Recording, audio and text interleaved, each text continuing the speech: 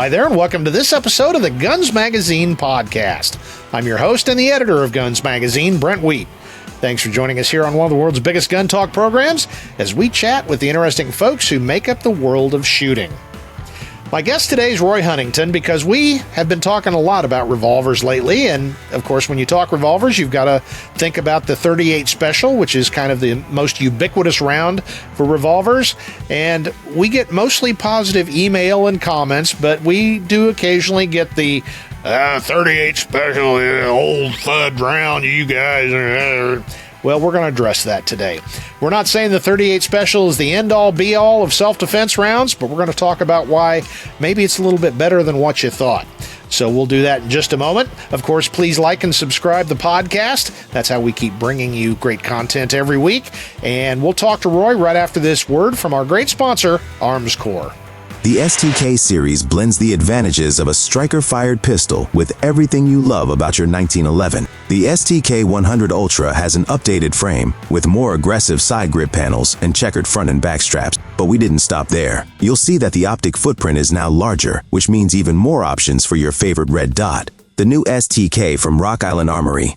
Experience the power and precision of the Rock today. For more info, visit armscor.com.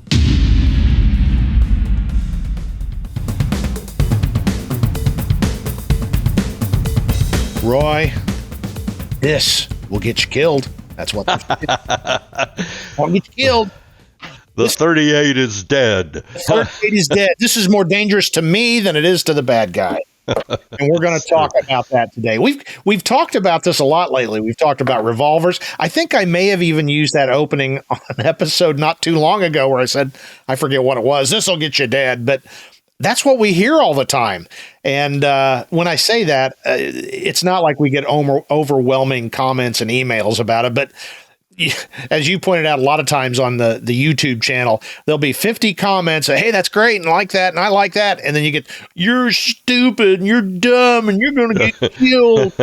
Yeah. I'm sorry. You're correct. Everybody else is wrong.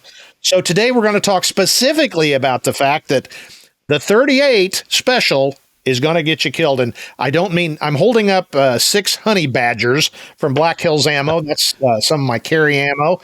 But .38 Specials in general, it's not just for old fuds anymore, is it, Roy?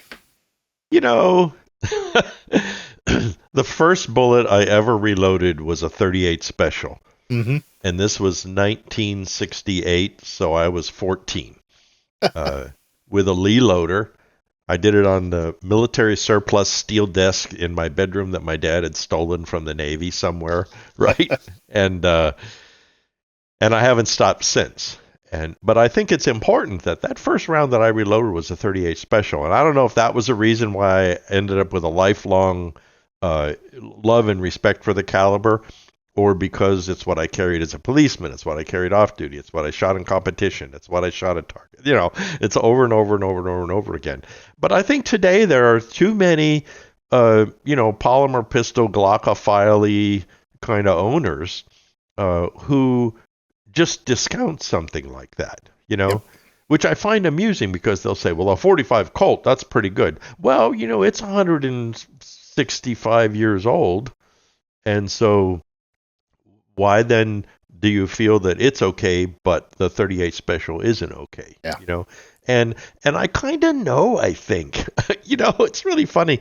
I think the .38 Special, and ladies, forgive me, but this is, when talking to these rednecks who are listening to us right now, I think this is the best way for me to describe it, because we all will know what I'm talking about, is that you remember the kind of plain girl in high school?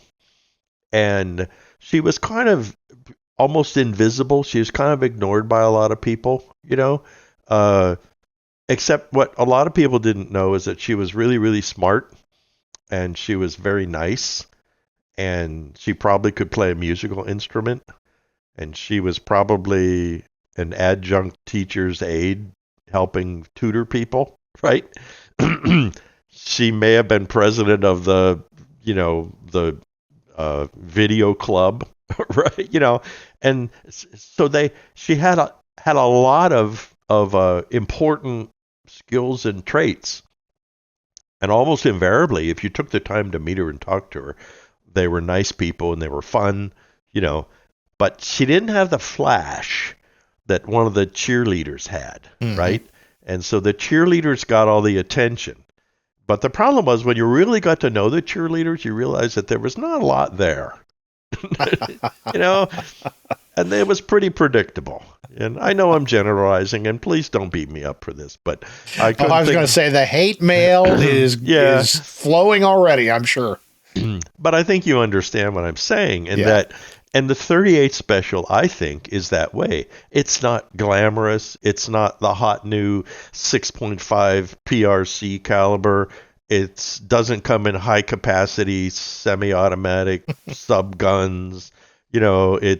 It's not made for knocking steel silhouettes down at 200 yards. It's not the most powerful handgun in the world.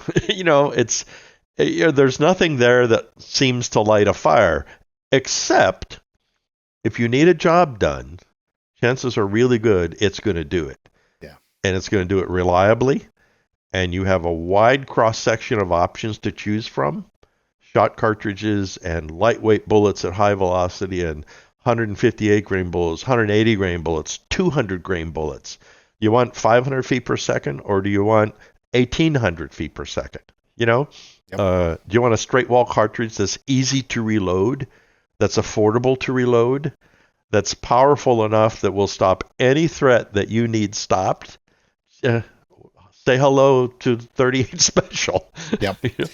You make, even though the hate mail is going to roll in, it is a great analogy that, and what you said, it didn't have the flash that some others did. And, I'm going to go ahead right now and apologize to the American shooting public on behalf of the firearms journalism industry, because part of that is our fault. A big part of that is our fault. There is always the pressure to pump the newest and latest and greatest thing, and that's always been around, and it's the same in any industry, but it seems like, at least to me, that's getting worse and worse and worse, as witnessed by the incredible number of new cartridges that come out every year now that we often joke are a solution in search of a problem. And meanwhile, on the sidelines, your 38 Special is still there going, I'm here just doing my work, So, well, our industry is not alone. I mean, I used to be a bicycle rider, road bike rider, and you could not pick up a bicycle magazine without there having the new carbon fiber, the new Shimano double triple derailleur, the new, and yet my 15-year-old bicycle ran just fine. It got the job done. It was a 38 Special, right? Yeah.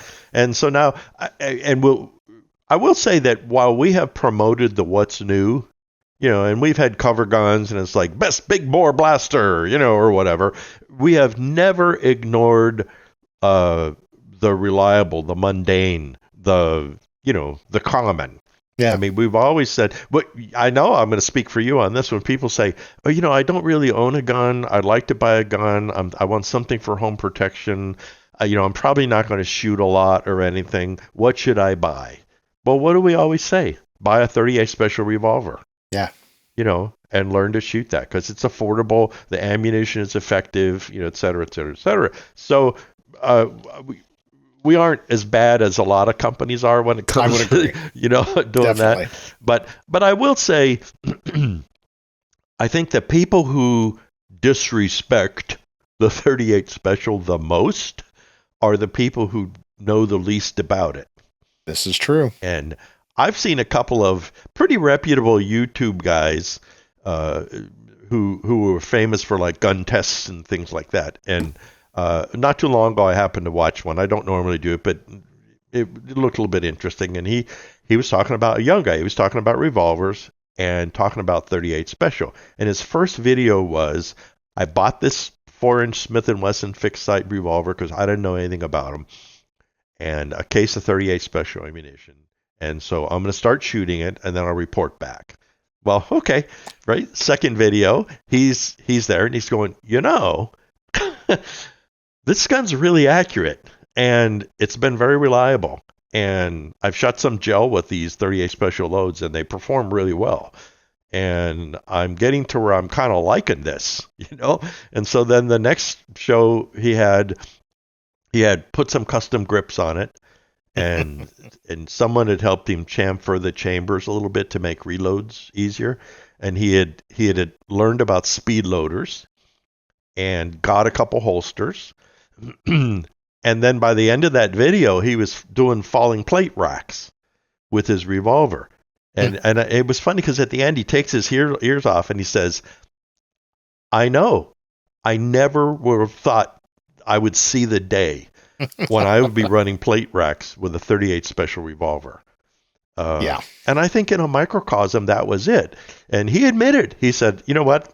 I was a doubting Thomas. Why have this? It's ancient technology. This is silly. This is ridiculous. You know, you need the 40 Smith & Wesson. You need a 10 millimeter. You need a high capacity 9 millimeter. And then he basically said, no, you don't actually. This works really, really well. What? I know. Imagine that, right? Yeah.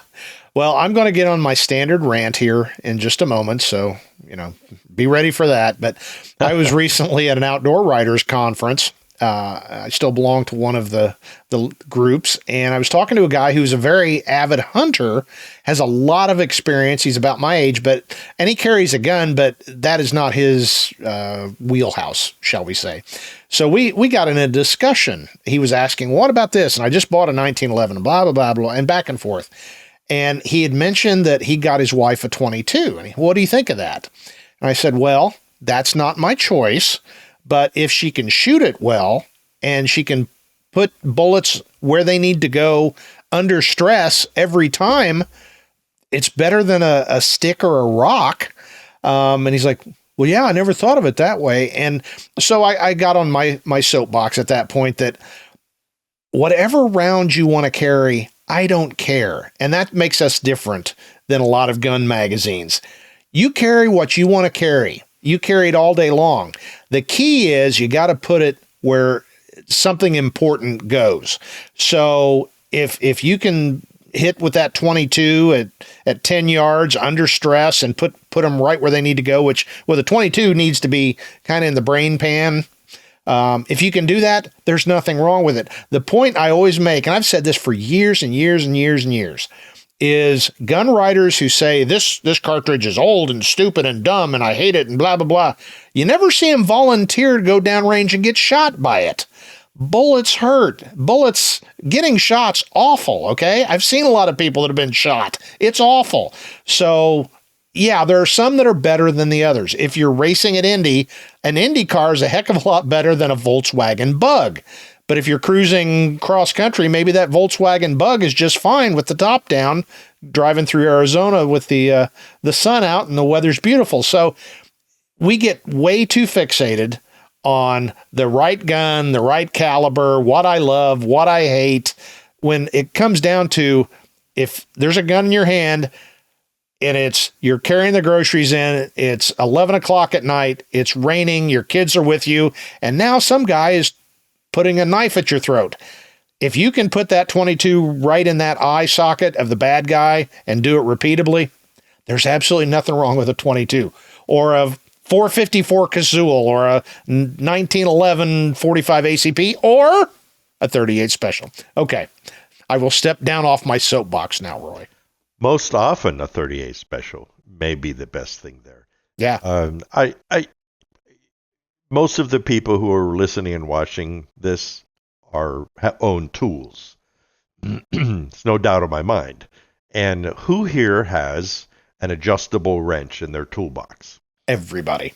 I probably got a half a dozen of them, different sizes, right? A 38 Special is an adjustable wrench. And because it can do just about anything you need done. It may not always be the best. Like maybe a snap-on open-end wrench might be the best for a certain bolt that you have. But in a pinch, you could probably get it off with an adjustable wrench, you know? Yep. And if you have 2 or 3 different sizes of adjustable wrench from small to big, now you pretty much covered everything that you're going to need to do. Yep. I mean, with some rare specialized kind of jobs, and that's why we have multiple calibers and different guns and things like that. But if you want to go plinking at the target range and teach somebody how to shoot, how to shoot a revolver, you get your revolver and you get some target wad cutters, and you guys have an enjoyable 1 or 2 hour trip to the range while everybody learns how to shoot and trigger press and sight picture and all that other kind of stuff.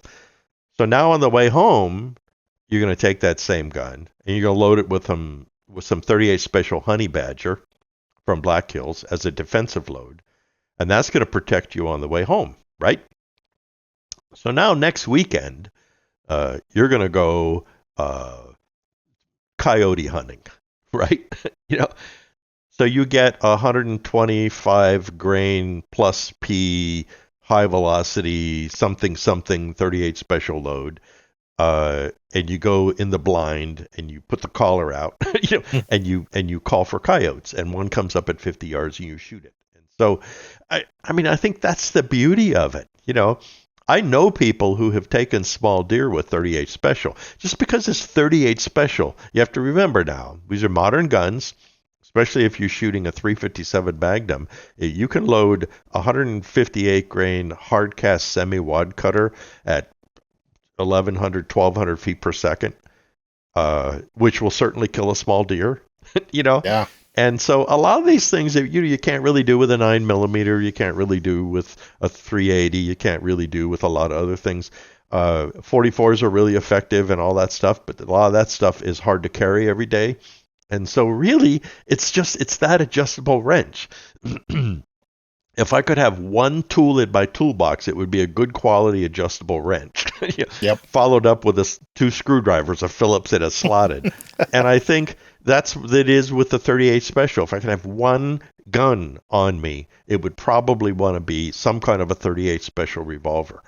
And because there's a reason why they've been around for 140 plus years. Yep. And so open your mind up. I think that's the goal for me in this.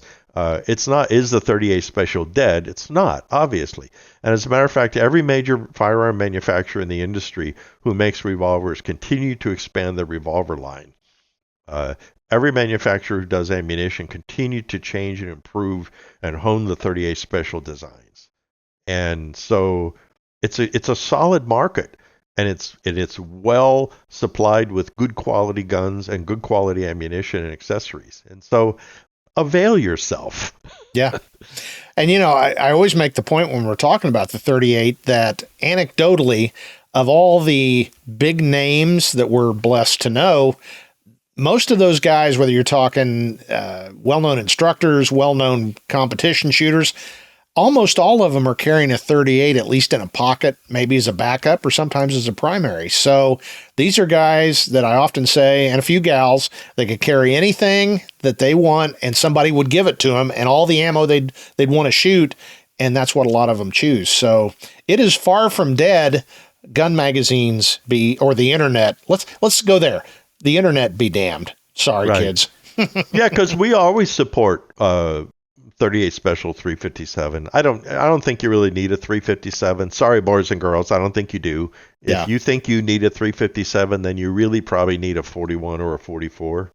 Yeah. So, but I think to not take advantage of the versatility of a 38 Special, because you can go from low recoil, very pleasant subsonic target loads to blistering 80 grain plus P plus chasing 1,800 feet per second, all from the same cartridge. And I just think you're missing out. There's a lot of loading components. It's affordable to reload, and especially if you're an entry-level shooter, it's a great place to start. If you're a beginning reloader, it's a great place to start. And if you're an experienced shooter and you've never experienced a 38, on your way home from work today, stop by the gun store and buy a revolver and a box of 38 Special, go shoot it, and then be prepared, though, because you're going to start to grin. Exactly. And, just sitting here listening to you talk, if we've never done this, because it's a little bit of kind of a trite gun writer thing of the 5 guns you need. But I would say the 38 revolver is probably at 1 or 2 on that list. Everybody should have one, whether you carry it or not. Okay, if you choose not to, you make an informed decision. I don't like these. I don't feel confident in it. I don't think it'll do what I want to do. Okay, good for you. But at least make that decision after you've tried it. But you'll keep that 38 for all these reasons that we've talked about and what Roy said. But almost everybody ought to at least have one somewhere in the gun safe. I think so. And I've been expanding my market. I've become increasingly fond of the 32 H&R Magnum, and I find that it can do a lot of what a 38 can do, but it does plateau out, and a 38 can take it from there, at the higher end. So not so much a 327 Federal, because I feel the same way. If you think you need a 327 Federal, well, then really you need a hot 38 special or a bigger cartridge. And let the comments begin on that. So what do we say? I agree with you completely. You should have some kind of 38 special revolver. You should learn to reload. Pardon me. You should learn to reload with it, because it is really reloader friendly. It's component friendly.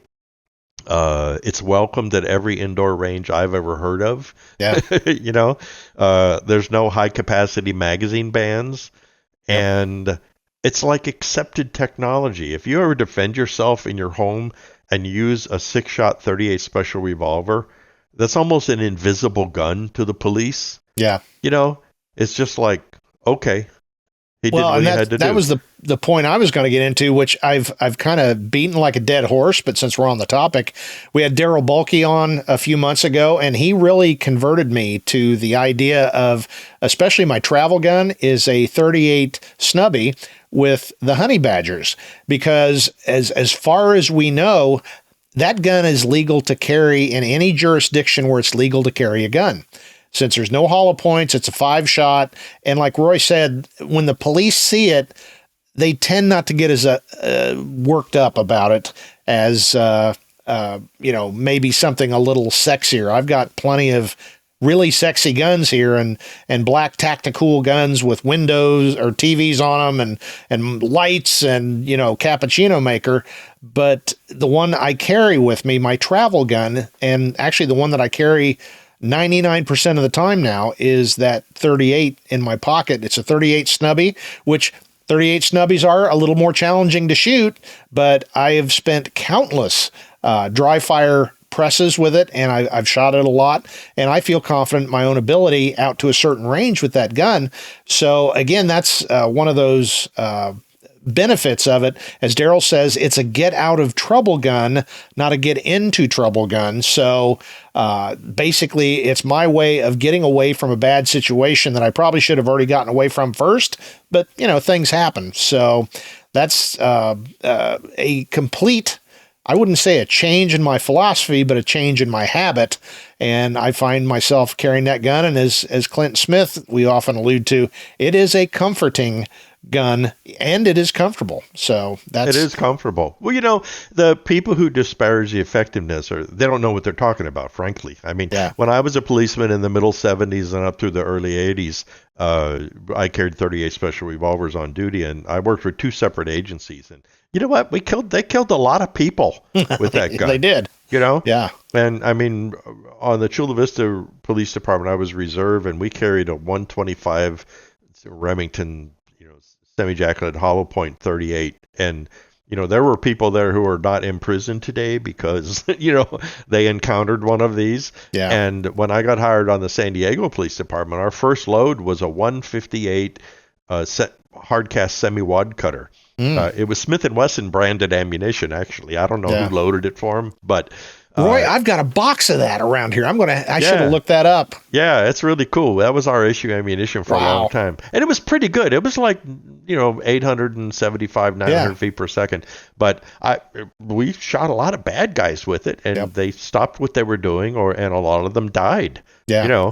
But that's an interesting thought I never considered. I think you can trace one of the seminal moments against the 38 was the study that came out, and I'm sorry I didn't look it up and have it all here at my fingertips, but remember they started studying New York PD, New York City PD, that had I think it was just a 158 round nose, wasn't it? Right. And they shot a lot of people, and it didn't kill a lot of them. So they were shooting a lot of them, but that wasn't just the fault of the round. It was a combination of really poor training for most of them.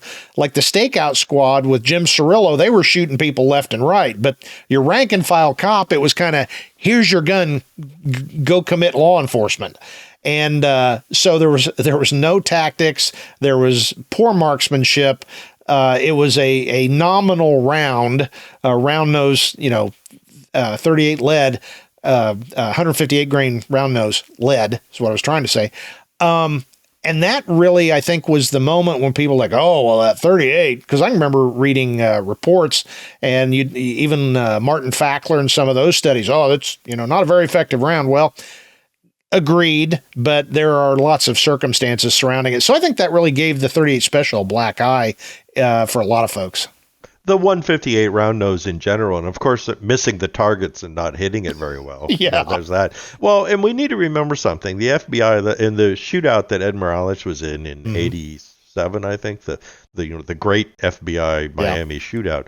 They had 9mm pistols, 870 shotguns, right? Well, the fight ended when Ed shot the final bad guy with his revolver. Mm-hmm. With his 38 Special revolver. And people just forget things like that, Yeah. I mean, I remember seeing a video of two San Diego street cops shoot this bad guy on the street, and 3 shots were fired by the cops, 158 grain lead semi-wad cutters, hit the guy 3 times. DRT, we used to call it dead right there, Yep. right? Dropped him, looked like you unplugged him.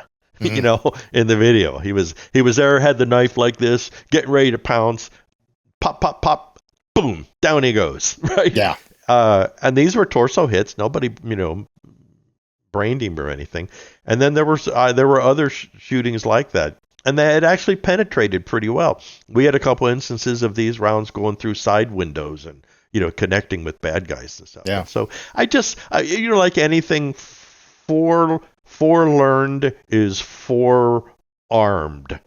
And so what I mean is that before you just like, oh, that's stupid, that's old, that's FUD, that's a ridiculous thing, take a minute and actually learn about it first, because I could do the same thing with 9mm. 9mm, are you kidding? That ancient cartridge? Yeah. There were so many failures with full metal case ammunition. Yeah. And it's not accurate. It's hard to hit with. Those high capacity guns, the grips are too big. It's hard to hold on to them. You have to chase the brass. Let's play that game with everything. Yeah. I just did a video shooting a Colt Pocket 25 just the other day. It's posted. Look at our shorts. And I shot it at 15 yards, and it shot a group about like a teacup in this guy's center chest on the target. And then I pushed it back to 25 yards, and it still shot, I don't know what, 10 inches maybe, And, minute of bad guy. Yeah, it was both minute of bad guys. And so it was really interesting because the comments were like, well, I really thought that was going to be stupid and wasn't going to work it out. And boy, am I surprised, you know? Well, you're going to find that you're going to say the same thing. Yeah. And, I tested the Colt Grizzly not too long ago, and at 25 yards, it essentially shot a ragged hole group. Yeah. It's like a 1-inch gun with 38 Special ammunition. So, all right, a lot to be learned there. Just, before you fire from the hip about something, take the time to actually learn so you don't embarrass yourself later. and I will say, and I was guilty of this as a young man. You always wanted to be cool, what they taught us, the ABCs, it wasn't airway, breathing, circulation. It was always be cool.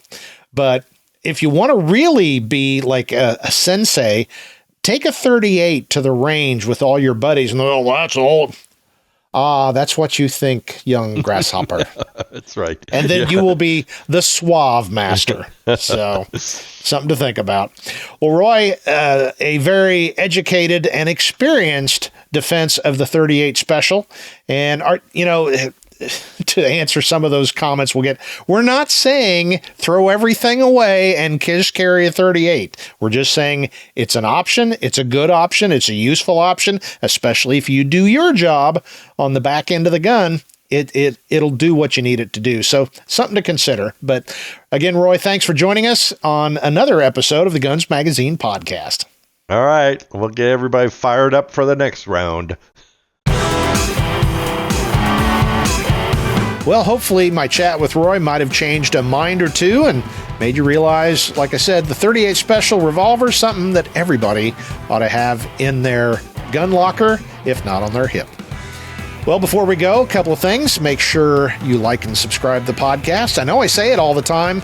So does every other YouTube host, but that's really important, and that's the best way you can support what we're doing. If you're looking to buy a subscription to American Handgunner Magazine or Guns Magazine, or buy one of our special interest books, you can do that at fmgpubs.com. That's where you can get a copy of Roy's new Insider book and John Connor's Odd Angry Shot and a whole lot more great stuff. That's fmgpubs.com. And of course, there's our great sponsor, Armscore. The new STK from Rock Island Armory. Experience the power and precision of the Rock today. For more info, visit armscore.com. Well, that's it for this episode of the Guns Magazine podcast. On behalf of everybody who works so hard here at FMG Publications, I'm Guns Magazine editor Brent Wheat, reminding you for another week, now get out there and get shooting.